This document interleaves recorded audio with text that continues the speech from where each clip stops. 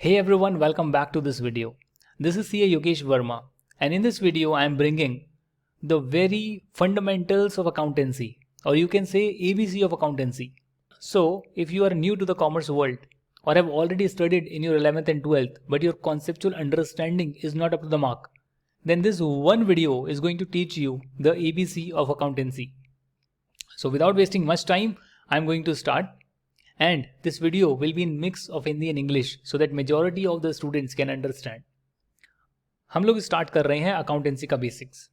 अगर आपका मन करे तो आप इस वीडियो को 1.25x स्पीड पर भी देख सकते हैं, क्योंकि मैं कई जगह पर जो है पॉज लेकर थोड़ा सा टाइम लूंगा चीज़ों को समझाने के लिए. पर मेरा टारगेट यही है कि सिर्फ एक वीडियो में, only in this one video, you get the holistic view of what accounting actually is, what accountancy subject is. What is the ABC of accountancy? Why we do it? How we do it?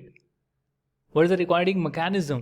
And how we reach to the final product, which you see in the form of financial statements, balance sheet, P&L क्या होता है? तो ये सारी चीज़ें आपको इस video में मिल जाएगी. स्टार्ट करते हैं अकाउंटेंसी की मास्टर क्लास. और जैसे कि मैंने बताया that you can watch it at 1.25x speed. Accountancy, one of my favorite subject because I am a chartered accountant, and every chartered accountant in this country and every CPA or other professionals of similar qualifications in their respective country must be having a very in-depth and expert knowledge of accountancy, whether it is CPA, whether it's ACCA, CA of respective countries. Why? Because they are the one who gets the attest function to sign the report which we all rely upon.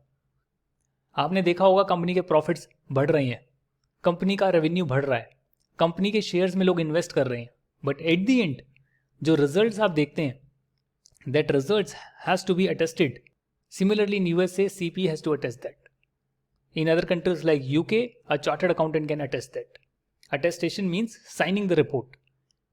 And if you want to sign the report you should be having a very in depth understanding of the subject accountancy, and that is how chartered accountants are master of this particular subject. But that doesn't mean they do not have knowledge of other subjects. They have expert knowledge of accountancy, but simultaneously they also understand the financial management aspect, the auditing part, the law applicable, the taxation or taxability of the entity. They understand various aspects of an organization, but for accountancy part, they are the masters. And that's why the word chartered accountant or certified public accountant or ACCA, these kind of words have accountancy, accountant in their name. Well, accountancy की बात हम कर रहे हैं और इसकी बिल्कुल starting से शुरुआत करेंगे. मान के चल रहा हूँ आपको कुछ भी नहीं आता है. तो पॉइंट नंबर 1 लिखते हैं, need for accounting. Why we need accounting, right?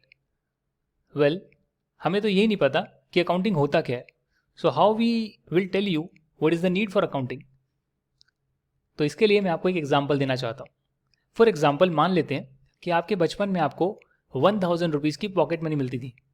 हो सकता है किसी के लिए अमाउंट 100 हो, 500 हो, 5000 हो, या किसी को मिलती भी ना हो. बट स्टिल हम एज्यूम करेंगे अपने एग्जाम्पल में कि अगर आपको 100 रुपीज़ भी मिलते थे या 50 रुपीज़ भी कभी पॉकेट मनी मिली है, तो हम ये मान रहे हैं कि आपको 1000 रुपीज़ की पर मंथ पॉकेट मनी मिलती है, right? So you can relate कि अच्छा 50 रुपये नहीं, मुझे ज़्यादा पॉकेट मनी मिल रही होगी, 500 रुपये नहीं, मुझे 1000 मिल रही होगी. तो मान लेते हैं कि आपको पॉकेट मनी में 1000 रुपीज़ मिले. उस 1000 रुपीज़ में से 100 रुपीज़ की आपने चॉकलेट खा ली, और उसके बाद आप चले गए एडवेंचर आइलैंड या फिर वर्ल्ड्स ऑफ वंडर, जहाँ पर भी आप रहते हैं उसके आसपास के अम्यूज़मेंट पार्क में आप जाते हैं और 500 रुपीज़ की आप टिकट पे करते हैं और वहाँ पर खूब सारा एंजॉयमेंट करते हैं और 200 रुपये का खाना भी खा लेते हैं. वापसी और आने के लिए आपने बस का पास भी कराया था और 50 to 60 रुपीज़ आपके बस के पास में चले जाते हैं. ऐसे कर आपकी लगभग पॉकेट मनी खत्म हो जाती है. जैसे ही पॉकेट मनी खत्म होती है, महीना भी खत्म हो जाता है और नेक्स्ट मंथ आपको 1000 रुपीज़ फिर से मिल जाते हैं. और ऐसे ही सिलसिला चलते रहता है और उन पैसों को आप खर्च करते जाते हैं. अभी तक अकाउंटिंग की कोई नीड नहीं है, बट नीड तब पता लगेगी जब कोई आपसे सवाल पूछेगा 2 महीने, 3 महीने, 4 महीने के बाद कि एक बात बताओ कि आपको हम हर महीने जो है 1000 रुपये की पॉकेट मनी दे रहे हैं और 5 महीने हो गए, 5000 रुपये आपको मिल चुके हैं टोटल. अभी जो है आपके पास सिर्फ 200 रुपये पड़े हुए हैं, तो बाकी का पैसा आपने कहाँ पर खर्च कर दिया? उस टाइम पर आप याद करने की कोशिश करेंगे और शायद आपको याद आ भी जाए कि मैं वर्ल्ड्स ऑफ वंडर या फिर मैं एडवेंचर आइलैंड या किसी अम्यूजमेंट पार्क गया था और वहाँ 500 रुपये का मेरा खर्चा हुआ था। मैंने एक चॉकलेट खाई थी, वहाँ भी मेरे 100 रुपीज़ लगे थे। आपने एक दो खर्चों को याद कर भी लिया, बट क्या एग्जैक्टली मैच कर पाएंगे क्या? ऐसा नहीं हो सकता कि आप 5 महीने के बाद चीज़ें भूल जाएं जो 1 महीने पहले, 2 महीने पहले या 5 महीने पहले आपने जो है चीज़ें करी थी। उसका एग्जैक्ट कहीं 20 रुपये, कहीं 30 रुपये, कहीं 5-6 रुपये की चीज़ें आपने कुछ ली हो, टॉफ़ी या चॉकलेट खा ली हो। आप कैसे याद करेंगे जब तक आप उसको लिखेंगे नहीं? तो पर्सनल लाइफ में तो ठीक है, अमाउंट कुछ ज़्यादा बड़ी नहीं है, अगर आप भूल भी जाएंगे तो कोई ज़्यादा फर्क नहीं पड़ेगा। पर यही अमाउंट अगर 1000 नहीं 1 लाख रुपीज़ होती या 1 करोड़ रुपीज़ होती, और पर्सनल नहीं बिजनेस में आप कहीं ना कहीं पैसा लगा रहे होते, वहाँ से रिटर्न कमा रहे होते, तो आप जानना चाहते होंगे कि भैया एक एक रुपया मेरा कहाँ जा रहा है, कहीं मैं बाद में भूल ना जाऊँ 1 साल 2 साल के बाद कि मैंने कैसे शुरुआत करी थी, कैसे मैंने अर्न करा, कहाँ पर पैसों को लगाया। इसके लिए आप उन्हें रिकॉर्ड करते हैं, और रिकॉर्डिंग को ही एक तरह से अकाउंटिंग बोलते हैं। अकाउंटेंसी अपने आप में एक बहुत बड़ा सब्जेक्ट है, बट अगर मैं सिर्फ अकाउंटिंग की बात करूं तो रिकॉर्डिंग को अकाउंटिंग बोला जाता है। In short, in layman's language, यानी कि अगर ये 1000 रुपये मुझे मिले पॉकेट मनी और मैंने लिख दिया कि ये मुझे पॉकेट मनी के पैसे मिले हैं, ये मुझे पॉकेट मनी मिली है, दैट मीन्स कि मैं इसकी अकाउंटिंग कर रहा हूं। अगर मैंने लिखा कि मैंने चॉकलेट खरीदी है 100 रुपीज़ की, तो दैट मीन्स कि मैं अकाउंटिंग कर रहा हूँ। अगर मैंने लिखा कि मैं अम्यूज़मेंट पार्क गया हूँ या एडवेंचर आइलैंड गया हूँ जो कि अपने रोहिणी में है, और वहाँ पर मेरी 500 की टिकट लगी है, दैट मीन्स कि मैं अकाउंटिंग कर रहा हूँ। अगर मैं लिखता हूँ कि मैं बस का पास बनाता हूँ, आने और जाने के लिए जो मैंने बस का पास बनाया वो मेरा 50 रुपीज़ का लगा था, और उस दिन मैं कितना भी बस में ट्रैवल कर सकता था, और इसलिए मैंने जो है 50 रुपीज़ वहाँ काटे थे, तो दैट मीन्स कि मैं अकाउंटिंग कर रहा हूँ। अगर मैं लिख देता हूँ मैंने कुछ फूड का एक्सपेंस भी करा था, कुछ खाना वाना भी खाया था और उसमें मेरे 100 रुपीज़ लगे थे, तो दैट मीन्स कि मैं अकाउंटिंग कर रहा हूँ। और जब मैं देखूंगा कि पूरे महीने में मैंने कितना खर्चा करा, तो पता लगेगा कि मैंने 100, 500 यानी 600, 650 या 750 रुपीज़ का मैंने खर्चा करा है। तो जब मैं 750 रुपीज़ माइनस करूंगा 1000 में से, तो मुझे 250 रुपीज़ बनकर यहाँ पर निकलेंगे। इसको बोलते हैं बैलेंस। अब कुछ लोग हैं जिनको ये लगता है यार ये तो बहुत मुश्किल है, ये तो हमें समझ में ही नहीं आ रहा ये क्या प्लस माइनस कर दिया, और कुछ को लगेगा अरे इसमें है ही क्या, हमें पैसे मिले थे और हमने खर्च कर दिया, तो ये तो मैंने सिर्फ अकाउंटिंग भी नहीं करा, मैंने तो प्लस और माइनस करा है। जो मैं कैलकुलेटर पर कैलकुलेशन करता हूँ, इंजीनियर्स के स्टूडेंट होते हैं, इतना complicated sine theta cos theta vector और पता नहीं क्या क्या पढ़कर आते हैं वो। अगर उनको ये बताया जाए कि ये प्लस और माइनस करना है, तो उन्हें लगता है अरे अकाउंटिंग ये तो बहुत मुश्किल है, समझ में नहीं आ रहा, ये क्या लिख दिया आपने। So this is the fear of accounting, because you don't know this is really simple. The most simplest thing is just recording the things. जो हो रहा है, जो एक्चुअली में हो रहा है, that you are recording, which is known as accounting. The only question is how to record it, right? क्योंकि बहुत बड़े बिजनेसेस होते हैं, बहुत जगह पर अगर हम ऐसे प्लस माइनस करेंगे तो एट दी एंड ये बहुत ज़्यादा कॉम्प्लिकेटेड हो जाएगी।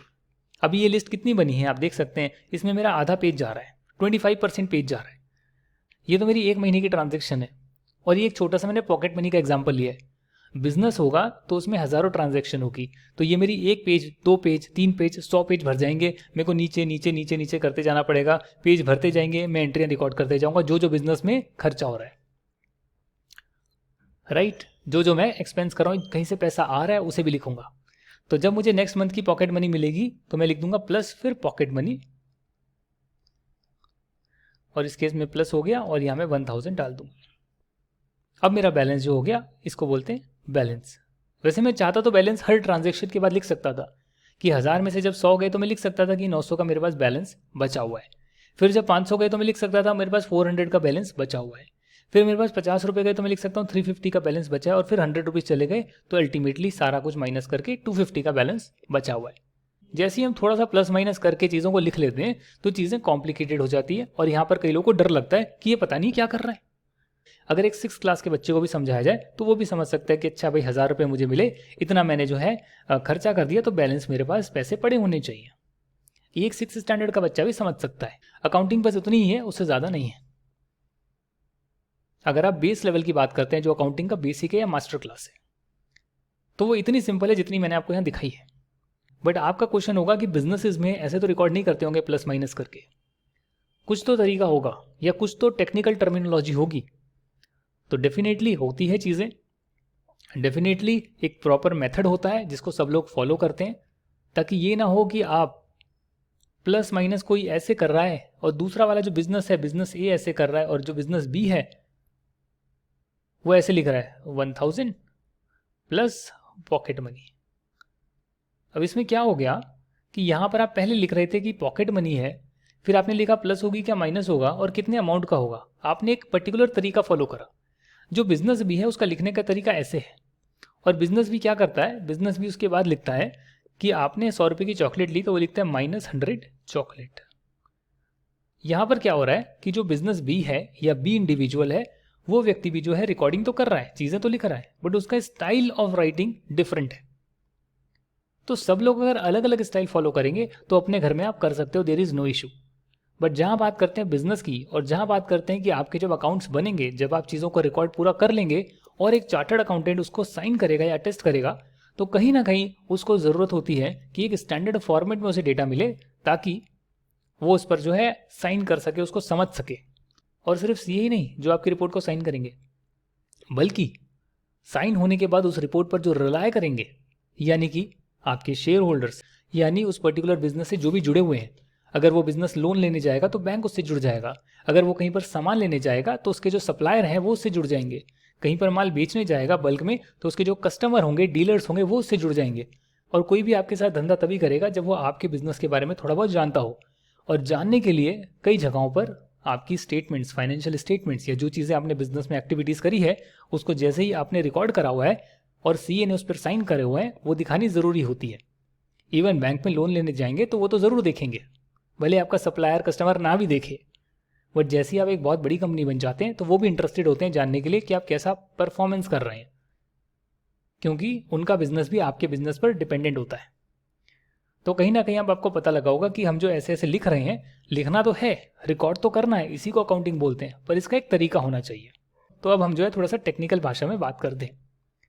मैं आपको एक गोल्डन लाइन लिखा रहा हूं, जिस गोल्डन लाइन के बाद आप अकाउंटेंसी को पूरी तरह से समझ पाएंगे।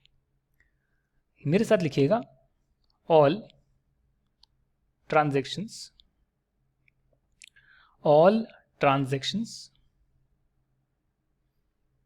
that happen in a business,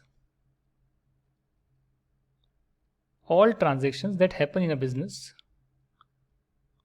on day-to-day basis and can be recorded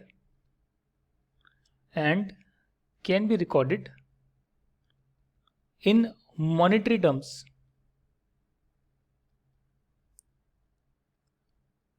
should be recorded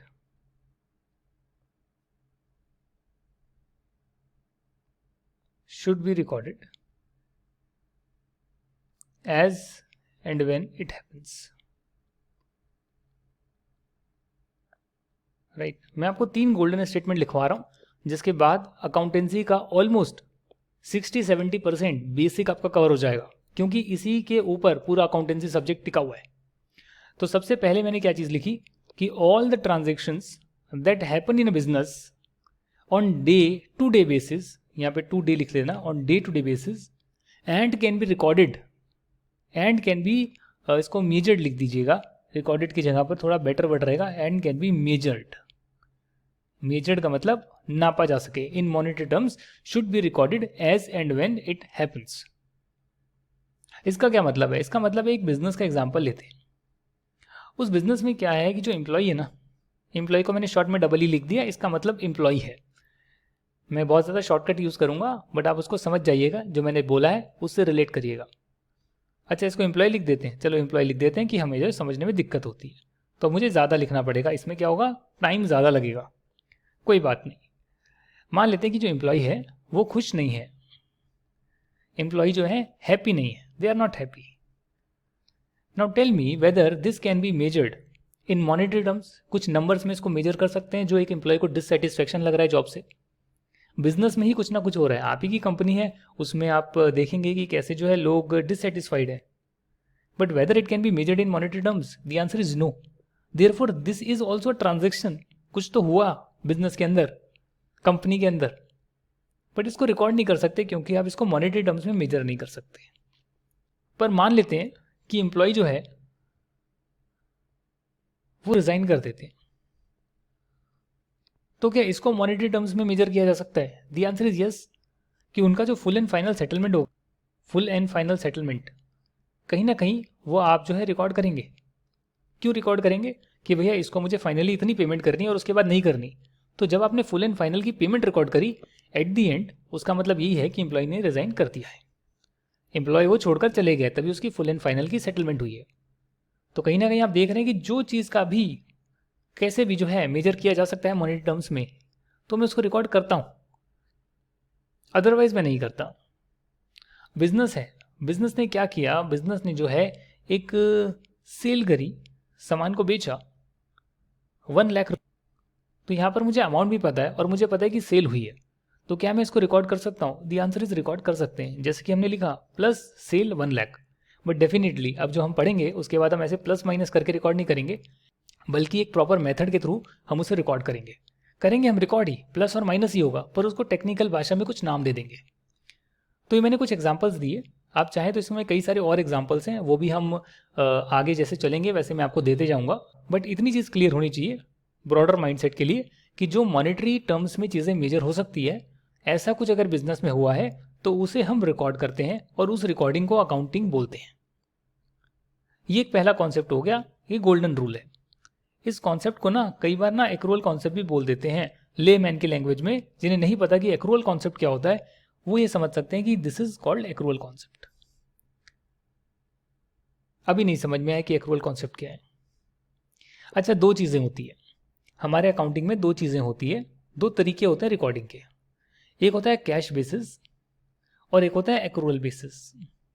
अब ये जो लाइन हमने पढ़ी है एक्रूअल बेसिस कैसे है और एक्रूअल का मतलब क्या होता है वो मैं आपको बताऊंगा. बट पहले आप सिर्फ ये जान लीजिए कि कैश बेसिस क्या होता है. आप एक शॉप पर जाते हैं, बाहर बहुत सारी शॉप्स हैं, आप जाते हैं कुछ परचेज करते हैं, आप वहाँ पर कैश देते हैं और आपको जो है बदले में जो है सामान मिल जाता है. You get the commodity, you get the product, right. आप कैश देते हैं, आपको प्रोडक्ट मिल जाता है. अब मानकर चलिए जो यहाँ पर जो शॉप है या जो शॉपकीपर है, यहाँ पर जब शॉपकीपर आगे से सामान परचेज करता है तो वो भी जो है कैश देता है और बदले में जो है परचेजिंग कर लेता है, प्रोडक्ट्स को खरीद लेता है. तो यहाँ पर जब आप देख रहे हैं तो कहीं ना कहीं शॉपकीपर ने कैश देकर सामान खरीदा और कैश लेकर सामान को बेचा. तो यहाँ पर जो है सिर्फ कैश ही आ रहा है और जा रहा है, इसमें तो कुछ चीज़ हो ही नहीं रही है इसके अलावा. तो इसे बोलते हैं कैश बेसिस ऑफ अकाउंटिंग. ये अकाउंटिंग जनरली बिजनेसेस जो है फॉलो कर सकते हैं, जहाँ पर कैश की ट्रांजेक्शन से ही सारा काम होता है. कैश का मतलब यहाँ पर बिल्कुल भी ऐसा नहीं है कि सिर्फ वहाँ पर फिजिकल कैश में ट्रांजेक्शन हो रही है. कैश बेसिस का मतलब है कि कैश या बैंक जहाँ पर एक्चुअली में पैसा आता है जाता है और तभी जो है कुछ ना कुछ ट्रांजैक्ट होता है, उसे हम कैश बेसिस ऑफ अकाउंटिंग बोलते हैं. कि अगर पैसा आया चाहे बैंक में आए या फिर कैश में आए, या कोई पैसा गया चाहे बैंक से जाए या आपके कैश से जाए, अगर ऐसा कुछ हो रहा है और तभी आप रिकॉर्डिंग को करते हैं जब कैश का आदान प्रदान हो रहा है या बैंक में ट्रांजैक्शन हो रही है, तो उसको कैश बेसिस ऑफ अकाउंटिंग बोलते हैं. जैसे जैसे आपका बिजनेस बड़ा होता है तो आपको पता होगा कि वहाँ पर कहीं ना कहीं क्रेडिट टर्म्स का रूल आ जाता है, उधारी आ जाती है, लोन आ जाता है. सामान अभी ले लो, पैसा आप 30 डेज के बाद दे सकते हो, उसे बोलते हैं क्रेडिट पीरियड. सिमिलरली आप जब बेचते हैं सामान तो आप कहते हैं कि ये जो सामान है ये आप खरीद लो, पर पैसा मुझे 15 डेज के बाद दोगे तो भी चलेगा. तो जब आप किसी को क्रेडिट देते हैं या किसी से क्रेडिट लेते हैं तो उस केस में आप सेल कर रहे हैं, परचेज कर रहे हैं, ट्रांजेक्शन्स कर रहे हैं, बट मनी का आउटफ्लो थोड़े टाइम के बाद होगा. तो क्या आप मनी के आउटफ्लो को बाद में रिकॉर्ड करेंगे या पहले रिकॉर्ड कर लेंगे? क्योंकि अभी तो पैसा गया नहीं है, अभी तो सिर्फ ट्रांजैक्शन हुई है, कुछ ना कुछ सामान गया है. तो इस केस में जब सामान गया तब भी आप उसको रिकॉर्ड करेंगे, और जब आपने उसके बदले पैसे दिए तब भी आप उसको रिकॉर्ड करेंगे. जब आपने किसी को सामान बेचा तब भी आप उसको रिकॉर्ड करेंगे. अगर उससे पैसा नहीं आया तो भी रिकॉर्ड करेंगे, क्योंकि सेल हो गई है, सब चीज़ें उसके पास चली गई और एज पर द कॉन्ट्रैक्ट उसको पैसा देना पड़ेगा.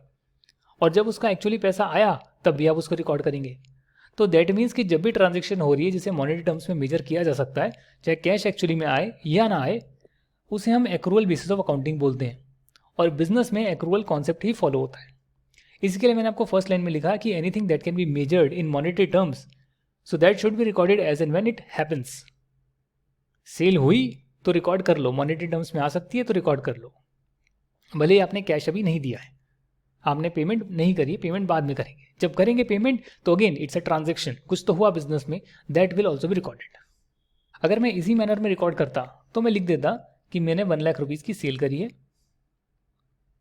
राइट। बट मैं यहाँ लिखता कि मैंने मिस्टर ए को करी है और मिस्टर ए से मुझे अभी पैसा लेना है। अगर मैं उसको बेचूंगा माल तो मैं उससे पैसा लूंगा। तो यहाँ मैंने सेल लिख दिया कि सेल 1 लाख की हुई है, बट मिस्टर ए को जो है 1 लाख रुपीज़ मुझे उससे लेना है, मैंने इसको भी रिकॉर्ड कर लिया कि सेल भी हो गई मेरी और 1 लाख रुपीज़ जो है वो मुझे उससे रिसीव भी कर रहे हैं अभी। क्योंकि अगर मैं नहीं रिकॉर्ड करूंगा तो मैं भूल जाऊंगा कि मिस्टर ए से मुझे कितना पैसा लेना है। अभी तो मैंने उसको एक सेल करी है, बट अगर मैं 10-15 सेल कर रहा हूँ तो कहीं ना कहीं कन्फ्यूजन आ जाएगी कि कुछ मैं सेल कर रहा हूँ, कुछ वो पार्शली पेमेंट कर रहे हैं, पूरी पेमेंट एक साथ नहीं देते, कन्फ्यूजन होगी, लिखना जरूरी होगा। तो इसलिए मैंने लिख लिया कि मिस्टर ए को मैंने 1 लाख की सेल करी है। अब जब ये मिस्टर ए मुझे 1 लाख रुपए देंगे तो मैं यहाँ लिख दूंगा कि चलो इन्होंने अपने 1 लाख रुपया मुझको दे दिया, और ये 1 लाख रुपए क्योंकि मुझे मिल गया तो मेरे पास कैश या बैंक का पैसा, चेक दिया तो बैंक में जाएगा, ऑनलाइन ट्रांजेक्शन करिए तो बैंक में जाएगा, और अगर कैश सप्लाई करे तो कैश में जाएगा।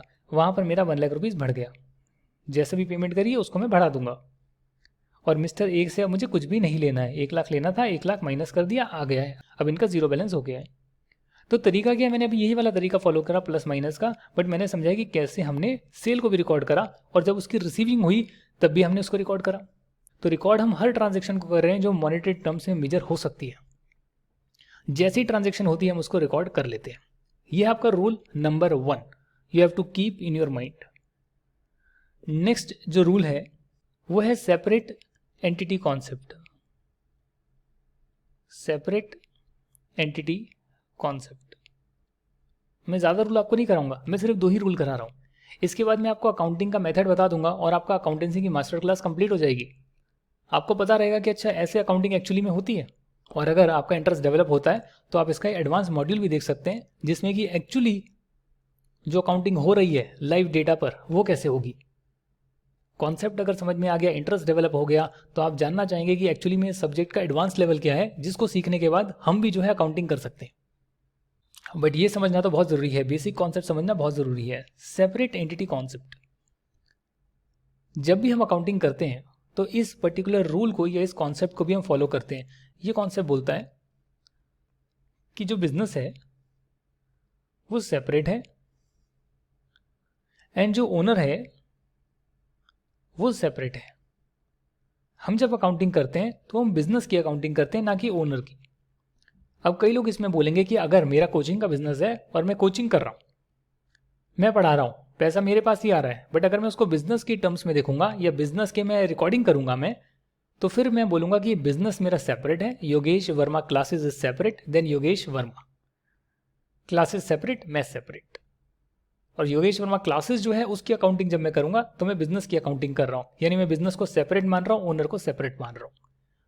भले ही मैं सोल प्रोप्राइटर बिजनेस क्यों ना कर रहा हूं। अगर मैंने कंपनी बना दी तो कंपनी तो सेपरेट हो ही जाती है। अगर एक कंपनी की बात करें तो कंपनी अलग होती है, उसके शेयर होल्डर्स अलग होते हैं।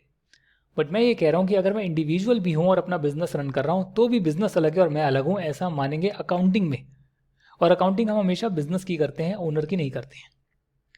तो इससे एक कॉन्सेप्ट आता है बहुत ही क्रिस्टल क्लियर आपको करने के लिए। मैं यहां पर एक स्टेटमेंट बनाकर दिखा रहा हूं।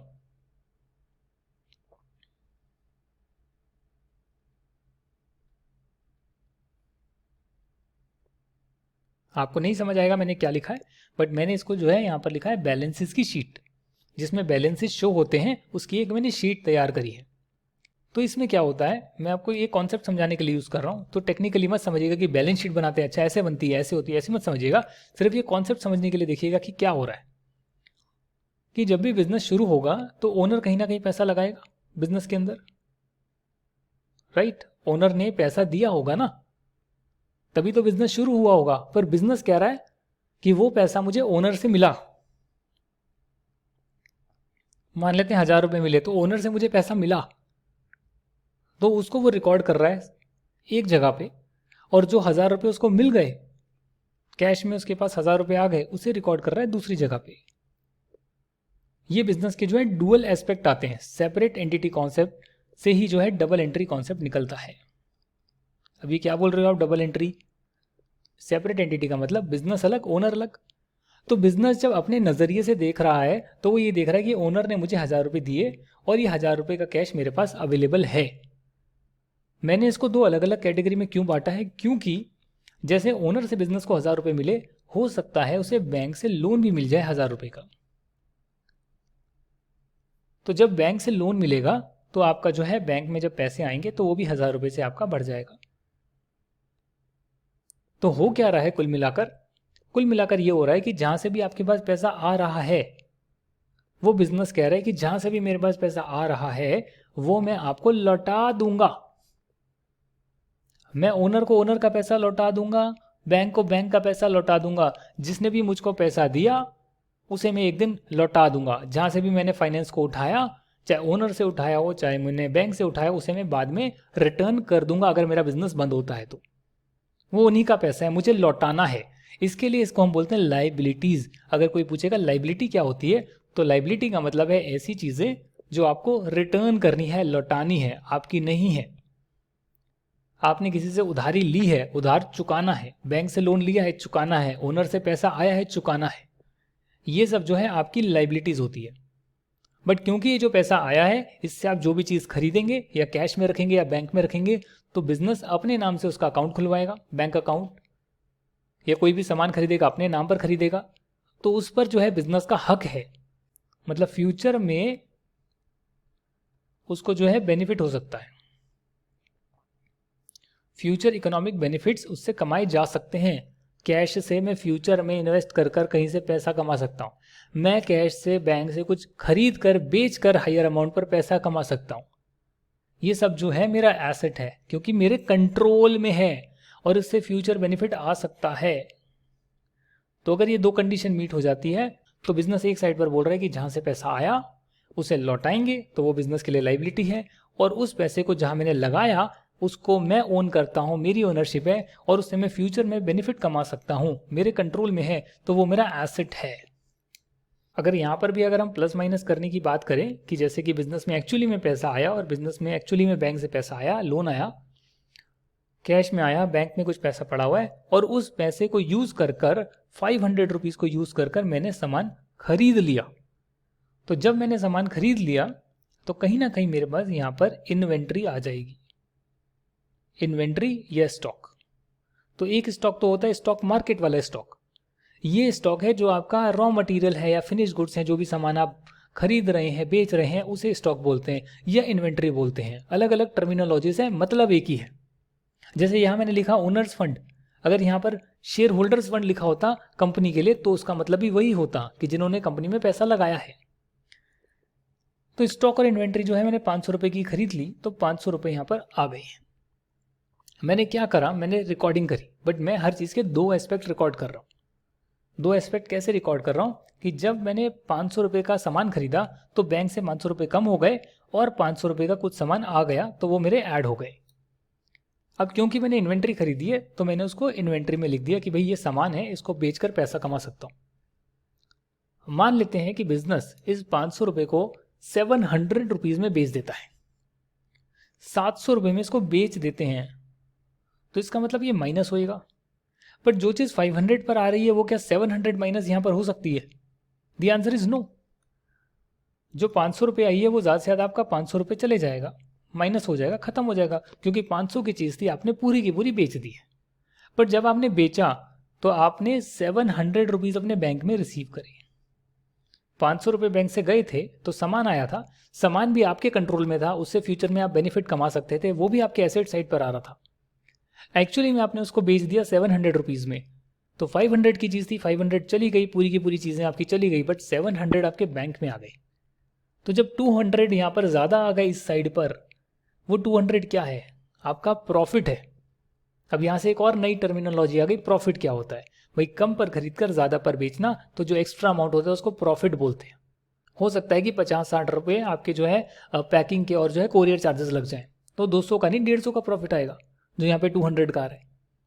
पर जो यहाँ पर प्रॉफिट आया, 500 की चीज़ आपने 700 में जो बेची और 200 का प्रॉफिट आया, वो एक्चुअली में सारा प्रॉफिट जो भी होता है बिजनेस कमाता है वो ओनर्स को जाता है। ओनर्स का ही पैसा एक्चुअली में लगा था, उसके बाद तो बैंक ने लोन दिया होगा, उसके बाद सारी चीज़ें हुई होगी, स्टार्ट तो ओनर ने करा। तो बिजनेस का सब कुछ पे करने के बाद जो नेट में पैसा बचता है पूरे साल में जो कमाया, वो भी ओनर के नाम चले जाता है। तो यहाँ कहीं ना कहीं हम प्रॉफिट को भी ऐड कर देंगे। 200 ये लगाए तो 1000 दे, पर 200 रुपये बिजनेस ने कमा लिए, तो बिजनेस कह रहा है भाई अब मैं तुझे 1000 नहीं 1200 रुपये लौटा दूंगा, क्योंकि बिजनेस का खुद का कुछ भी नहीं है। ओनर ने लगाया, प्रॉफिट आएगा तो ओनर को जाएगा, लॉस आएगा तो भी ओनर को बोलेगा कि भाई देख 1000 रुपये थे, अगर लॉस आ गया तो अब कम पैसे हैं, उतने ही मैं तेरे को लौटाऊंगा, क्योंकि बिजनेस का खुद का कुछ नहीं है। इसी को बोलते हैं सेपरेट एंटिटी कॉन्सेप्ट।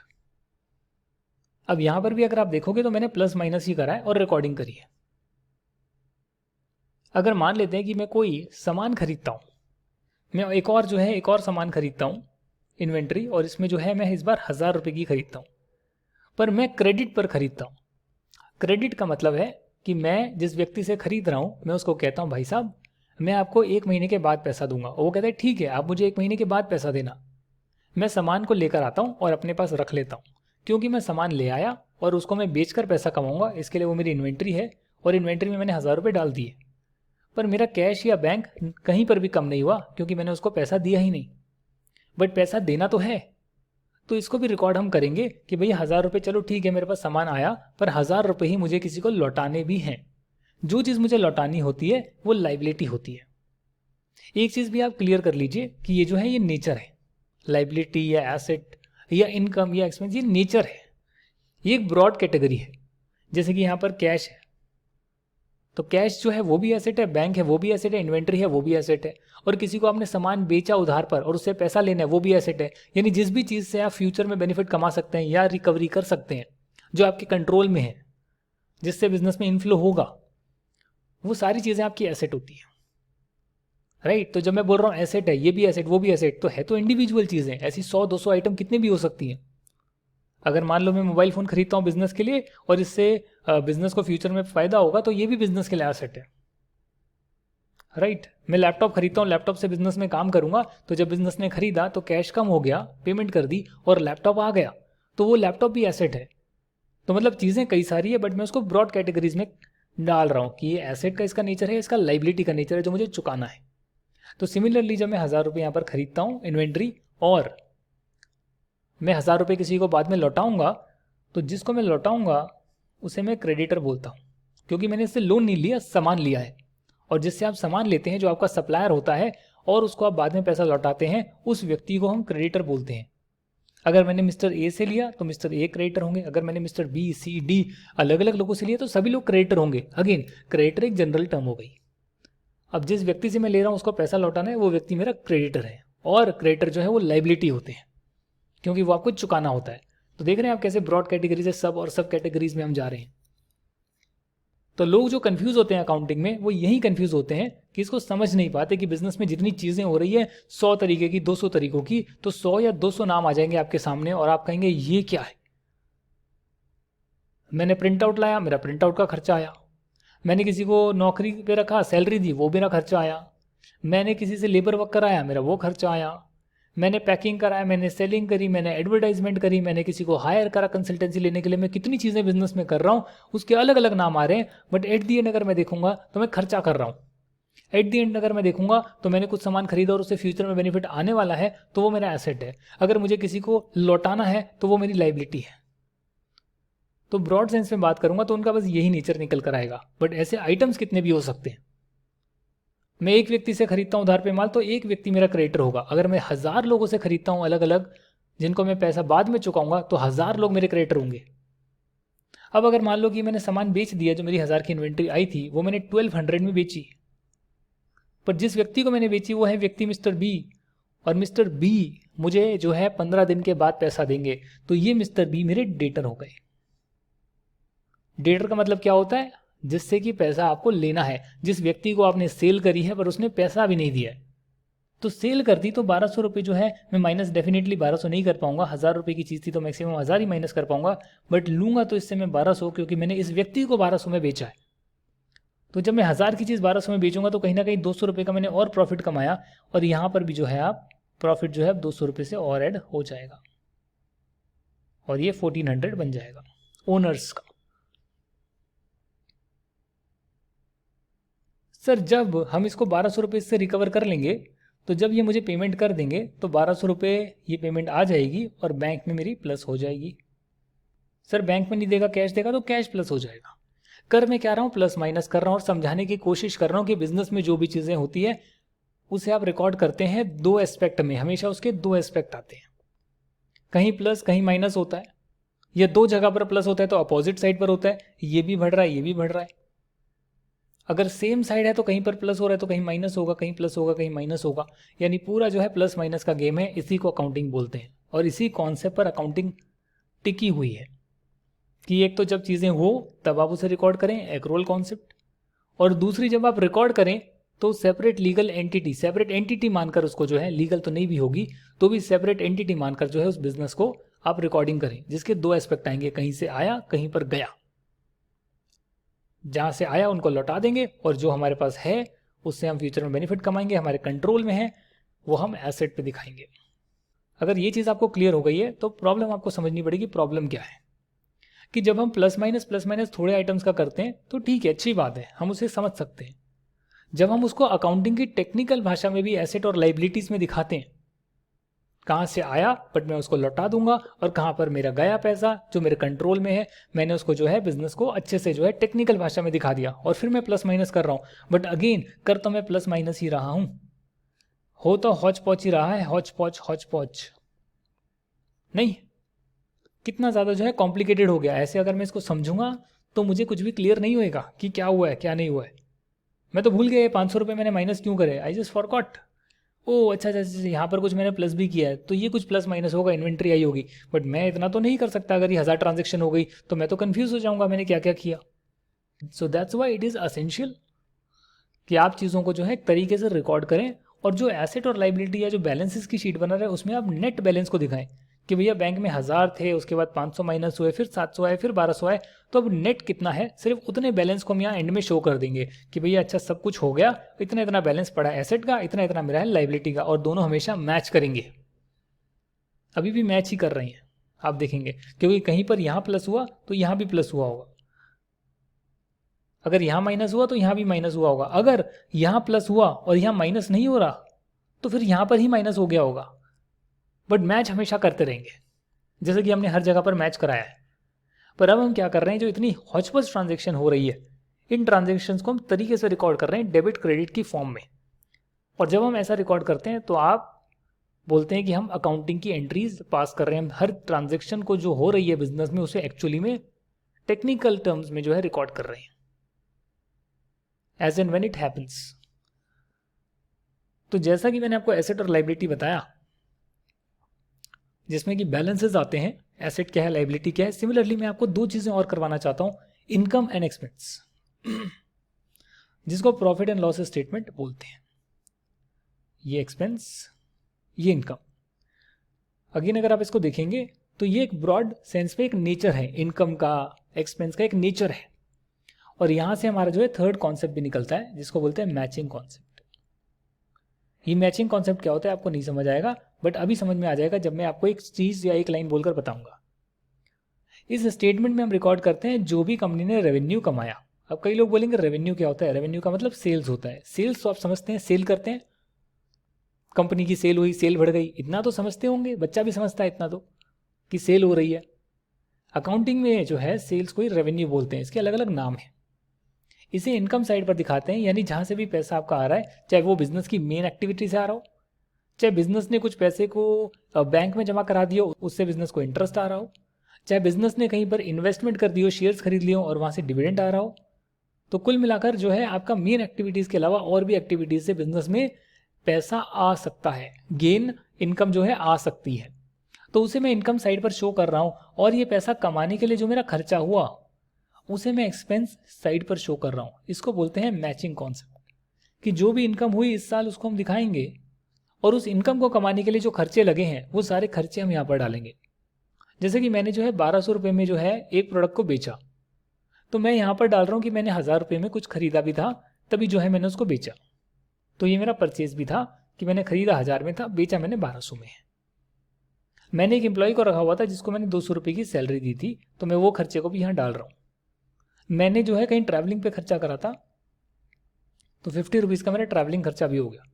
तो जितने मेरे खर्चे हो रहे हैं उनका मैं टोटल यहाँ पर डाल रहा हूँ। टोटल का मतलब ये नहीं है कि सैलरी जो है 200 रुपये है तो बस टोटल 200 रुपये की सैलरी गई होगी, नहीं। हो सकता है कि सैलरी 20 रुपये की किसी एक व्यक्ति को गई हो, 30 रुपये की किसी एक व्यक्ति को गई हो, 50 रुपये की किसी एक व्यक्ति को गई हो, ऐसे कर सैलरीज बहुत सारी गई हो, इसका टोटल जो है 200 आ रहा हो। वैसे ही मैंने परचेजेस किसी आइटम की 10 रुपये, 5 रुपये, 7 रुपये, 20 रुपये ऐसे मैंने करी हो। ऐसे टोटल कर 1000 रुपये की मैंने परचेज करी हो और उन सबको जब मैंने बेचा तो उन सबका बेचने का जो टोटल है वो 1200 रुपये हो।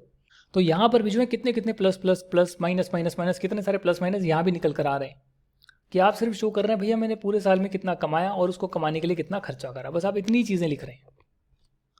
अगर मैंने टोटल में कमाया 1200 रुपये, इंटरेस्ट से कमाया 100 रुपये, डिविडेंड से कमाया 150 रुपये, तो टोटल मैंने कितना कमाया?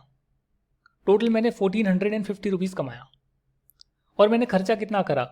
मैंने 1000 का करा, 200, 1200, 1250 का मैंने खर्चा करा। तो कहीं ना कहीं नहीं लग रहा कि आपको 200 रुपये ये वाली साइड मेरी ज़्यादा आ रही है? अगर ये मेरी 200 रुपये से साइड ज़्यादा आ रही है, इसका मतलब मैंने प्रॉफिट 200 रुपीज़ का कमा लिया है, राइट? क्यों? क्योंकि मेरी ये वाली साइड ज़्यादा आ रही है, जिस साइड पर मैंने इनकम लिखी हुई है वो ज़्यादा आ रही है और खर्चे कम आ रहे हैं, तो मतलब मैंने 200 का प्रॉफिट कमाया है। अगर इसका उल्टा होता तो मतलब मैंने लॉस करा है। ये होती है प्रॉफिट लॉस स्टेटमेंट। ऊपर वाली थी आपकी एसेट लाइबिलिटी स्टेटमेंट। ये 2 स्टेटमेंट ही बनती है, इसके अलावा कोई स्टेटमेंट बनती नहीं है। But again at the and हमने ये तो सीखा ही नहीं कि हम रिकॉर्डिंग करते कैसे हैं, जब सेल होगी, रेवेन्यू होगा, जब खर्चे होंगे। ये तो मैंने अगेन आपको बताया कि ये जो खर्चा 1200, ये जो खर्चा 1000 आ रहा है, 200 आ रहा है, ये बहुत सारे आइटम्स को प्लस कर आ रहा होगा। क्योंकि स्टेटमेंट में हम अगर फिर ट्रांजेक्शन लिखने लग जाएं प्लस माइनस तो ये स्टेटमेंट कॉम्प्लिकेटेड हो जाएगी। इसके लिए हम प्रॉफिट एंड लॉस स्टेटमेंट में टोटल लिखते हैं। इवन एसेट लाइबिलिटीज में भी हम टोटल जो बैलेंस आ रहा होता है सिर्फ उस बैलेंसेस को शो करते हैं, पर जो पूरे साल में ट्रांजेक्शन हो रही है उनको हम यहाँ नहीं शो करते हैं। वो ट्रांजेक्शन्स तो हम अलग तरीके से रिकॉर्ड करते हैं। अगर मैं आपको सिखा दूं कि उसको रिकॉर्ड कैसे करते हैं तो 90% आपका जो है अकाउंटिंग के कॉन्सेप्ट्स पूरे हो जाएंगे। उसके बाद सिर्फ प्रैक्टिस बचेगी। क्या आप लोग जानना चाहते हैं कि अकाउंटिंग में एक्चुअली रिकॉर्डिंग करते कैसे हैं, डेबिट और क्रेडिट होता क्या है? देखिए दोस्तों, कोई भी चीज़ हो रही है तो आपको सिर्फ कैटेगराइज करना है उसको कि जो भी चीज़ हुई वो मेरा एसेट है या मेरा लाइबिलिटी है या वो इनकम है या वो एक्सपेंस है। अगर आप इन 4 कैटेगरीज में कैटेगराइज करने के लिए, यानी उसको समझने के लिए क्या है एक्चुअली में, इतना अगर आप कर सकते हैं प्रैक्टिस, तो इसका मतलब आपने अकाउंटिंग को जीत लिया है। आपने अकाउंटिंग को जीत लिया है। आप जो है अकाउंटिंग कर पाएंगे, क्योंकि एट दी एंड आपको क्या करना है, देखिए, liabilities, assets, at the and आपको क्या करना है? एट दी एंड आपको रिकॉर्डिंग करनी है। तो जैसे ही आपने रिकॉर्ड करा एसेट और लाइबिलिटीज को, तो यहां पर मैं आपको बताने वाला हूं कि रिकॉर्डिंग एक्चुअली में डेबिट और क्रेडिट होता कैसे है। देखिए, अगर कोई भी एसेट आपका प्लस होता है तो उसको हम डेबिट बोलते हैं, और कोई भी एसेट अगर माइनस होता है, कोई भी एसेट का मतलब, एसेट तो एक जनरल टर्म है, कई सारी चीज़ें एसेट हो सकती है, यानी वो सभी चीज़ें जिस पर एंटिटी का अधिकार है और उससे फ्यूचर में बेनिफिट कमाए जा सकते हैं। एंटिटी की ओनरशिप है, एंटिटी के कंट्रोल में है और उससे फ्यूचर में बेनिफिट कमाए जा सकते हैं, वो सारी चीज़ें एसेट होगी। बहुत सारी हंड्रेड्स ऑफ आइटम एसेट हो सकती है। तो आपको ये देखना पड़ेगा कि अगर एसेट है तो वो प्लस होने पर डेबिट होगा, बढ़ने पर डेबिट होगा और कम होने पर क्रेडिट होगा। वहीं अगर कोई चीज़ लाइबिलिटी नेचर की है जो बिजनेस को बाद में लौटा देनी है, तो उसमें जो है उल्टा होगा, प्लस होने पर क्रेडिट होगा और माइनस होने पर डेबिट होगा। ये बिल्कुल एक दूसरे के विपरीत है। तभी जो है हमेशा डेबिट और क्रेडिट मैच करता है। यानी कि जब मैंने ओनर्स का फंड बढ़ाया, राइट, मैंने ओनर्स का फंड बढ़ाया कि बाहर से मुझे पैसा आया 1000 रुपये। अब ओनर्स का जो फंड है वो लाइबिलिटी है, क्योंकि वो एक्चुअली में बिजनेस को बाद में लौटा देना है, उसका खुद का नहीं है। तो ये जब मैं बढ़ाऊंगा तो इसका मतलब मैं इसको क्रेडिट कर रहा हूँ। क्यों? क्योंकि लाइबिलिटी बढ़ने पर क्रेडिट होती है। वही जो 1000 रुपये आया बिजनेस के पास, वो कहीं ना कहीं कैश में पड़ा होगा और कैश का बिजनेस पे अधिकार है, क्योंकि वो उससे आगे पैसा कमाएगा। तो इसलिए जो है 1000 रुपये जो है आपका जो कैश यहाँ प्लस हो रहा है, उसको मैं लिखूंगा वो डेबिट हो रहा है। क्यों? क्योंकि एसेट बढ़ने पर डेबिट होता है। अगर मैं इसको बोलूं कि एंट्री कैसे पास करी जाएगी, तो मैं यहां लिख सकता हूं कैश अकाउंट डेबिट।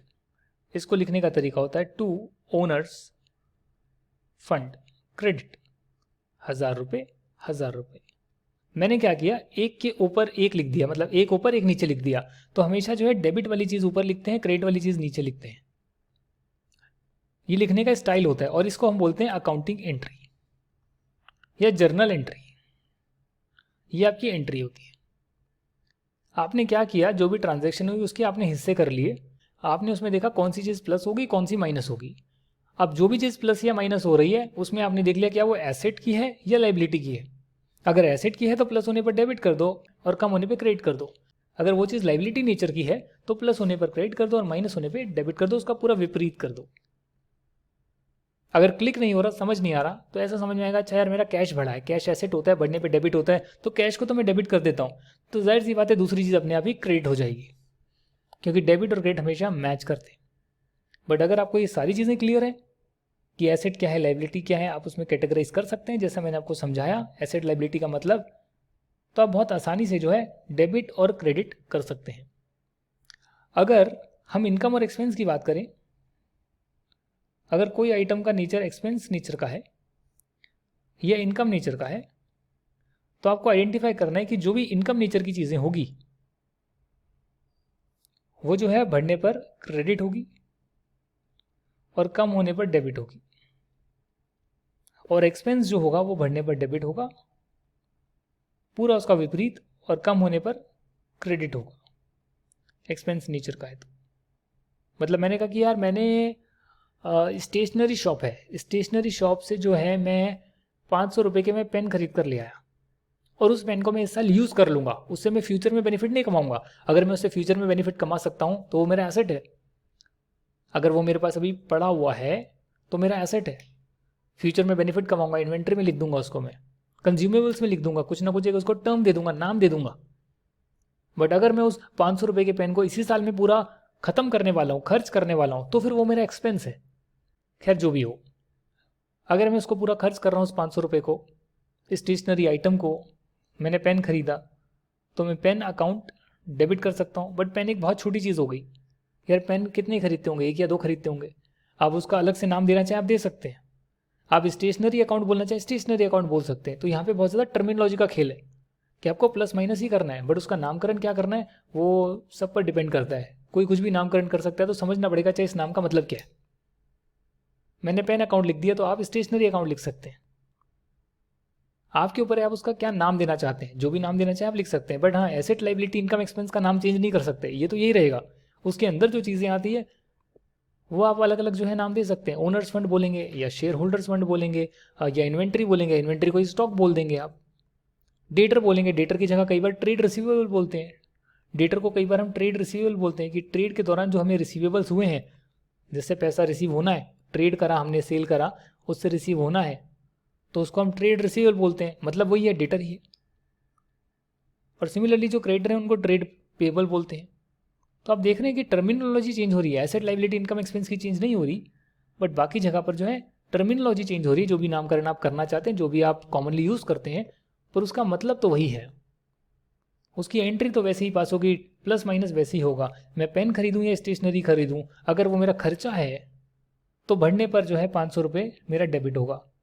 और क्योंकि मैंने खरीद लिया कैश देकर, तो मेरा कैश कम हो रहा है, और कैश एक एसेट है, और एसेट जो है कम होने पर क्रेडिट होता है, तो कैश मेरा क्रेडिट हो जाएगा टू कैश। इसको ऐसे ही लिखते हैं, डेबिट वाली चीज़ ऊपर लिखते हैं और क्रेडिट वाली चीज़ टू डालकर नीचे लिख देते हैं, और इसी को जर्नल एंट्री बोलते हैं कि आप चीज़ों को रिकॉर्ड कर रहे हैं, प्लस माइनस को आप डेबिट और क्रेडिट की फॉर्म में रिकॉर्ड कर रहे हैं। और अगर आपको ये सारी चीज़ें समझ में आ गई है तो अब आप कोई भी एंट्री पास कर सकते हैं। हम अपनी क्लासेस को यहाँ पर कंप्लीट नहीं कर रहे हैं, मैं आपको इसका एक एडवांस लेवल वीडियो भी देने वाला हूँ। वो भी एक ही वीडियो होगा, पर वहाँ पर एक्चुअली में हम एक क्वेश्चन और आंसर को डिस्कस करेंगे। जब हम क्वेश्चन को पढ़ेंगे और उसकी एंट्रीज को पास करेंगे और उससे फाइनली बैलेंस शीट और P&L तैयार करेंगे, तो कहीं ना कहीं जो है आपको स्क्रैच से सारी चीज़ें समझ में आने लगेगी। पर वो वीडियो देखने से पहले आपको जितना भी हमने करा है उसे कॉपी में नोट डाउन करना है और रिवाइज करना है। एक बार आपकी कमांड बन गई तो नेक्स्ट वीडियो में आपका ऑलमोस्ट 90% अकाउंटेंसी का बेसिक हो जाएगा, और कह सकते हो कि सिर्फ 2 सेशन में ही मास्टर क्लास का पार्ट 1 एंड पार्ट 2 आपका अकाउंटेंसी का बेसिक बहुत स्ट्रांग बना देगा। चलिए फिर मिलते हैं हमारी मेन क्लास में, जो CA योगेश वर्मा एप्लीकेशन पर आएगी। डाउनलोड कर सकते हैं गूगल प्ले स्टोर से और अकाउंटेंसी की मास्टर क्लास अटेंड कर सकते हैं। नॉन कॉमर्स बैकग्राउंड वाले स्टूडेंट्स और जिनका कॉमर्स का बैकग्राउंड है बट बेसिक से स्ट्रांग नहीं है, वो सभी लोग इसे अटेंड कर सकते हैं। Thank you very much friends. जय हिंद। Will see you in the next video. Tata and bye bye.